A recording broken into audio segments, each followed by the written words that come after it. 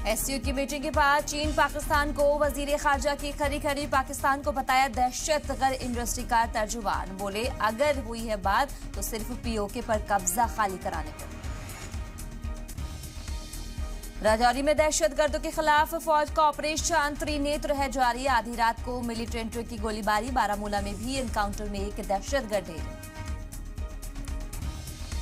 कर्नाटक के इंतखाबी मैदान में आज पहली बार उतरेंगी सोनिया गांधी। हुबली धारवाड़ में करेंगी इंतखाबी तशहीर। राहुल गांधी बेलगावी और यहां चिक्कोडी में करेंगे अवामी जलसे।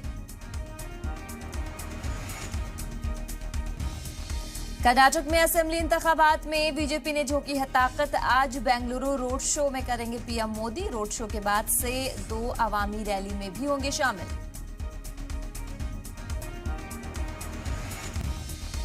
मणिपुर में थमी हिंसा, लेकिन हालात अभी भी कशीदगी बरकरार है। 5 थाना हलकों में ज्यादा असर है। वजारत दाखिला के हालात पर नजर।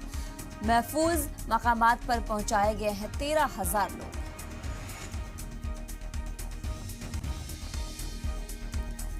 ब्रिटेन के नए राजा किंग चार्ल्स की आज ताजपोशी है। लंदन के तारीखी वेस्टमिंस्टर में एवे में होगा यह राज तिलक। भारत के नायब सदर जगदीप धनखड़ भी होंगे शामिल।